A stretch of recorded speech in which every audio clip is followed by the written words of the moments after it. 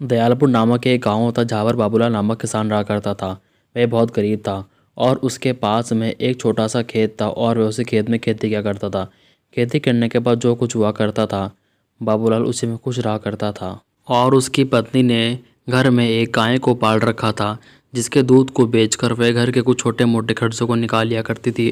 परंतु जब कई बार खेत में फसल अच्छी नहीं हुआ करती थी और उसका पति बोलता है कि आज खेत में जाना बहुत ज़रूरी है, खेत भी सूखता जा रहा है, कुछ समझ नहीं आता निर्मला। फिर उसकी पत्नी बोलती है कि आप खेत में दिन रात मेहनत करते हैं, फिर भी फसल अच्छी नहीं होती है, पता नहीं भगवान ने कब तक हमारी परीक्षा लेगा। तब उसका पति बोलता है कि शुक्र है घर में एक गाय तो है, जिस कारण कुछ खाने को मिल जाता है, नहीं तो पता नहीं क्या होता। फिर उसकी पत्नी बोलती है कि देखो जी, हम इस दूध के व्यापार को आगे बढ़ा लेते हैं, कम से कम कुछ तो पैसा आएंगे घर को चलाने के लिए।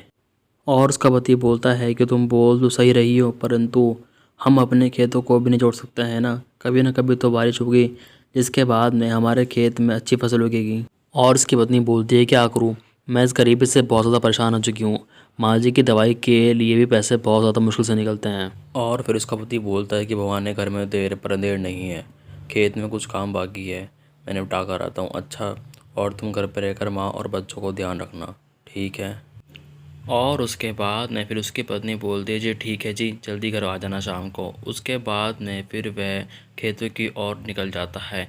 उसके बाद में फिर खेत के रास्ते में जब वो जा रहा होता है, रास्ते में उसको साधु बाबा मिलते हैं। बाबा बोलते हैं कि आज शुभ दिन आया है, तेरे समय ने तुझे बुलाया है, जिस घड़ी का तुझे इंतज़ार था बहुत समय से, आज वो तेरे निकट आया है। उसके बाद में बाबूलाल को थोड़ा सा अजीब सा लगता है। फिर वह सोचता है कि गांव में तो सब लोग इनको बहुत ज़्यादा महान पंडित मानते हैं, इनका कहा हुआ कुछ भी खाली नहीं जाता। फिर वह बोलता है कि नमस्ते पंडित जी, आज कहाँ जा रहे हैं। और बाबूलाल बोलता है कि क्या बोलते हुए जा रहे हो, वैसे तो रोज़ चुपचाप चले जाते हो और रोज़ गाने गाते हुए जा रहे हो। और उसके बाद में फिर बस वह पंडित बाबूलाल को देखता ही रहता है और देखता ही रहता है। उसके बाद में वह बोलता है कि आज शुभ दिन आया है, तेरे समय ने तुझे बुलाया है, जिस घड़ी का तुझे इंतज़ार था, आज वो तेरे निकट चला आया है। और बाबूलाल पंडित जी को बोलता है कि अच्छा ठीक है पंडित जी, अब मैं चलता हूँ, यदि मैंने खेतों में बुआई नहीं की तो फसल अच्छी नहीं होगी। इतना बोलते वहाँ से निकल जाता है। उसके बाद में फिर वह खेत में पहुँच जाता है और उसके बाद में फिर उसने खेत को खोदना शुरू कर दिया। खेत को खोदते खोदते उसका फावड़ा एक कठोर चीज़ से टकराया। और फिर बाबूलाल बोलता है कि ये क्या चीज़ है, इससे टकराया है, लगता है पूरा खोद कर देखना पड़ेगा। उसके बाद में फिर वो तेज़ी से खेत को खोदने लगता है। फिर बाद में उसको एक खेत में अपने भगोना मिलता है। बाबूलाल कहता है कि ये क्या भगोना, भगोना भी कोई ज़मीन में काटता है क्या, कल तक तो यहाँ नहीं था। अच्छा खैर छोड़ो, अब मेरे खेत में मिला है तो अब ये मेरा ही हुआ ना, चलो ठीक है, इसको अपने घर ले जाता हूँ मैं। फिर उसने पूरे खेत को जोत दिया था और फिर भगोने को लेकर अपने घर की ओर निकल जाता है। जैसे ही वह अपने घर में पहुंचता है, वह अपनी पत्नी को दिखाता है कि मुझे खेत में भगोना मिला है, लगता है कल रात ही किसी ने खेत में इसको गाड़ा है। फिर उसकी पत्नी कहती है कि देखो भला इसी को खेत में काटते हैं क्या, खैर छोड़ो, किसी काम तो आएगा। फिर उसकी पत्नी बोलती है कि कितना अच्छा होता ना यदि आपको भी खाने की तरह खेत में भरा हुआ एक मटका मिलता सोने से। तब उसका पति कहता है कि अच्छा जी, सपने को छोड़कर इस बर्तन को साफ़ कर लेना, तुम्हारे दूध निकालने का काम आएगा, फिर तुमको नया बर्तन नहीं खरीदना पड़ेगा दूध निकालने के लिए। और उसकी पत्नी कहती है चलो ठीक है, मैं इसको बाद में साफ़ कर लूँगी, मेरे को माँ जी को अभी खाना देना है। उसके बाद में फिर बाबूलाल उस पतीले को टेबल पे रख के चला जाता है और बाबूलाल के घर के सारे काम सामान्य रूप से चल रहे थे और सभी लोग रात को सो गए थे। और फिर उसके बाद में सुबह उठे, तब उसके बाद सभी लोग अपने काम में लग गए। और फिर सुबह उठने के पश्चात निर्मला दूध को निकालने के लिए गाय के पास में जाती है। तभी बाबूलाल कहता है कि निर्मला सुनो, दूध को निकालने के लिए जो पतीला में लेकर आया था तो दूध उसी में निकालो, बहुत बड़ा है वो। फिर तभी निर्मला कहती है कि जी ठीक है, आप लेकर आइए, अंदर रखा है। और उसके बाद में बाबूलाल दूध का पतीला लेने के लिए घर के अंदर जाता है। उसके बाद फिर वह पतीला लेकर आता है और अपनी पत्नी निर्मला को दे देता है। उसकी पत्नी ने सारा दूध उसी पतीले में निकाल दिया होता है। और फिर जैसे ही वह दूध का पतीला उठाने के लिए झुकती है, तभी गाय उसको तेज़ लात मार देती है और वहीं गिर जाती है। फिर बोलती है ओई माँ, क्या हुआ, कोई बचाओ, रिंकू के पापा कहाँ गए। और फिर बबला तुरंत से भागते हुए आता अपनी पत्नी को बचाने के लिए और पूछता है कि क्या हुआ, तुम गिर कैसे गई और तुमको चोट कैसे लगी है अचानक से। और वो कहती है कि देखो आज इस गाय ने मुझे लात ही मार दी है, मैंने पहले ही कहा था ना ये मुझे बिल्कुल पसंद नहीं करती है, इसका दूध तुम ही निकाला करो। बाबू कहता है चलो ठीक है। उसके बाद में फिर वह निर्मला को ठीक से खाट के ऊपर बिठा देता है और फिर बाबूलाल ने पतीले को उठाकर रख दिया। तभी उसकी पत्नी बोलती सुनो इसको ठीक जगह पे रख दो, नहीं तो फिर मेहनत ख़राब हो जाएगी।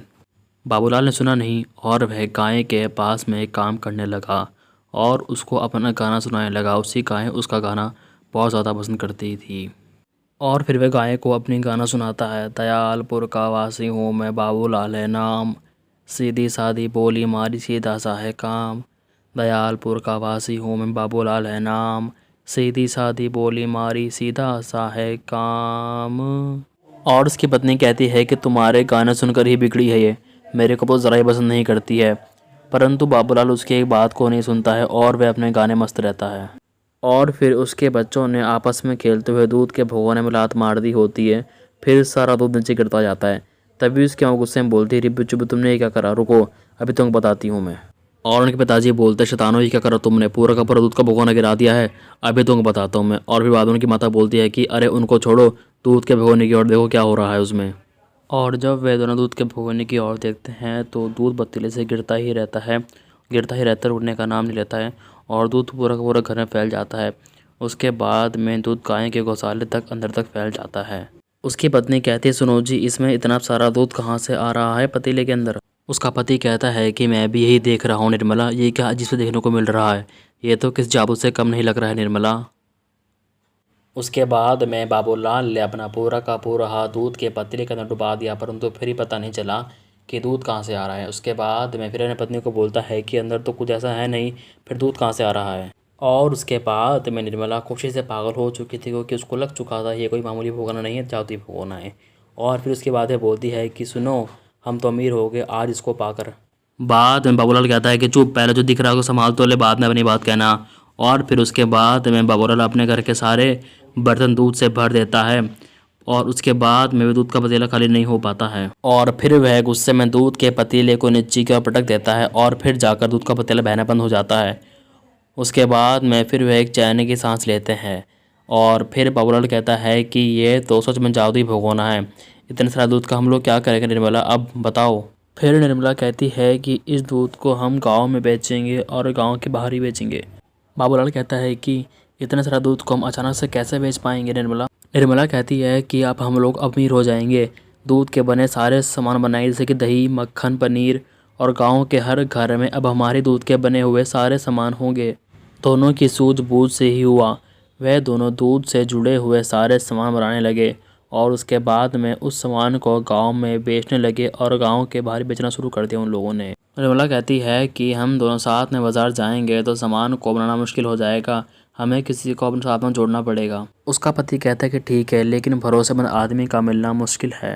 निर्मला कहती है ठीक है मैं किसी को बुलाती हूँ लेकिन उसके सामने भगोने का राज ना खुले, हम लोग बहुत सावधान रहना पड़ेगा। उसके बाद में उसने अपने साथ में गांव के कुछ लोगों को भी जोड़ लिया और अपने व्यवहार को आगे बढ़ा लिया। उसके बाद में उसका एक खुद का घर हो भी गया और उसने फिर नौकर चाकर को भी काम पे अपने साथ रख लिया था। और फिर दूसरी ओर उसका एक बड़ा भाई था जो पहले से ही बहुत अमीर था। अपने छोटे भाई को आगे बढ़ता देखकर उसको उससे बहुत जलन होने लगी थी बाद में, और बोलता है देखो पहले खाने को भी रोटी नहीं मिला करती थी और अब मेरे से भी आगे बढ़ रहा है ये। फिर उसका साला कहता है हाँ सही कहा आपने, पहले एक गरीब भिखारी से लगा करता था और अब ठाड़ बाट देखो सब कुछ आपके सामने है जीजा जी। फिर वो कहता है आखिर वो ये सब कर कैसा रहा है, जल्दी पता लगाओ किस बात का इंतज़ार है, फिर मुझे बताओ जल्दी से। फिर साला बोलता है उसका आप चिंता मत कीजिए मैं पता लगा लूँगा आखिर क्या माजरा है ये सब। वो कहता है कि तुमको पता लगाना ही पड़ेगा, तुमको भोट का नहीं पालता हूँ मैं, अगर तुम मेरी बीवी के भाई ना होते तो रोड पे कहीं आज तुम भिखारी ही होते, जल्दी पता लगाओ उसके बारे में। उसके बाद में फिर वहाँ कमरे से वापस आ गया गुस्से में। फिर वह अपने दोस्तों के साथ में बातें करता है और कहता है कि यार जीजा है ना कुछ फालतू में कहता ही रहता है, सबसे पहले मेरे को इसका कुछ ना कुछ इलाज करना ही पड़ेगा। उसका दोस्त कहता है कि यार तेरे जीजा को ही गायब करवा देते हैं ना। फिर वो कहता है नहीं यार दीदी को मालूम हुआ तो वो मेरे को हर पेड़ पर बंदर बन के घूमने को कहेगी। फिर उसका दोस्त कहता है कि सुन यार प्रधान जी का कुत्ता उनके पीछे छोड़ देते हैं, सुना है बहुत तेज भागता है वो, फिर थक कर कुछ दिन के लिए अपना बिस्तर पकड़ लेंगे वो। फिर वो कहता है कि नहीं यार अगर कुत्ते ने काट लिया तो जीजा जी मेरे को कुत्ता बनकर काटेंगे, ये काम सही नहीं है। फिर वो कहता है कि नहीं यार, जीजा ने अभी बाबूलाल के घर को जाने को कहा है, पता करो वहाँ ये सब क्या हो रहा है। फिर उसका दोस्त कहता है कि यार गांव में नए चोर आ रखे हैं, सुना है चोरी करने में बहुत माहिर है, उनको उसके घर भेज देते हैं और लगे हाथ चोरी भी करके लाने को बोल देते हैं उनको। फिर वो कहता है कि हाँ यार ये सही रहेगा और सब कुछ समझा देना उनको और चोरी का माल सरदार के घर पे लाने को कहना उनको। और उसके बाद में वह दोनों चोर उसके गांव की ओर पहुंच गए और चुपके से खिड़की से उससे घर में झांकने लगे। उस समय बाबूलाल और उसकी पत्नी पतीले से दूध को भर रहे थे और चोर बोलते हैं कि फिर एक चोर कहता है कि उड़ी बाबा, ये दूध कहाँ से आ रहा है इसमें इतना सारा, कोई जादू चल रहा है क्या इसके अंदर।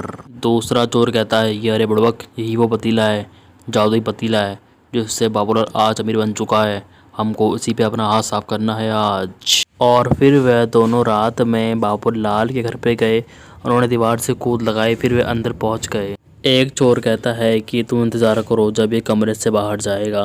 फिर दूसरा चोर कहता है हाँ ठीक है बीड़ू। उसके बाद में उन दोनों चोरों ने वहाँ पर इंतज़ार करा। उसके बाद में फिर बाबूलाल और निर्मला उस कमरे से बाहर आ गए। उसके बाद में एक चोर कहता है उड़ी बाबा, यही सही समय है भगोने को चोरी करने का, उठा लेते हैं भगोने को, सरदार के घर ले चलते हैं, सरदार खुश होकर हम लोगों को बाद में इनाम देगा। एक चोर कहता है कि मैं क्या कहता हूँ, इस भगोने को उठा के भाग लेते हैं, माला माल हो जाएंगे, क्या बोलता है। फिर ही दूसरा चोर कहता है कि उड़ी बाबा, सरदार की मार भूल गया क्या। ना ना, बिल्कुल नहीं, मैं तो जाके उसी को भगोना दूंगा। और फिर वह दोनों चोर वहाँ से निकल गए। उसके बाद में सीधा सरदार के घर को वह दोनों पहुँच गए बाद में। और फिर सरदार और रमेश भगोने को देखने लगे और सोचने लगे कि फिर जीजाजी कहते हैं कि वाह साला साहब, आपने तो कमाल ही कर दिया, परंतु इसका उपयोग कैसे करते हैं, इसका इस्तेमाल करने से कुछ गड़बड़ तो नहीं होगी, बताओ ज़रा कैसे इस्तेमाल करें इसको हम अब। फिर साला कहता है कि अरे जीजाजी, जो डालना है डालो इसमें, फिर वह बहुत सारा बन जाएगा, डालो। जीजा कहता है कि मैं इसमें अपनी चिलम डाल दूँ क्या। फिर साला कहता है कि जीजा जी इतने सारे चिलमों को क्या करोगे आप, कुछ ऐसा डालो जिसमें हमें धन की प्राप्ति हो। फिर वह दोनों ही सोचने में लग जाते हैं। फिर उसका जीजा कहता है कि ऐसा क्या है जिसे डालने के बाद वो चारकोनी हो जाए, और अगर मैंने कोई कीमती चीज़ डाल दी उसके बाद में वह वापस नहीं आई तो। नहीं भाई साहब, मैं ऐसा जोखिम नहीं लेता हूँ। फिर उनमें से एक चोर को एक आइडिया आया। फिर वो कहता है कि अरे भाऊ, उसमें मैं अपनी चुराई अंगूठी डाल के देखता हूँ, फिर देखते हैं उसके बाद उसमें क्या होता है। क्या बोलते हैं अरे बीड़ू।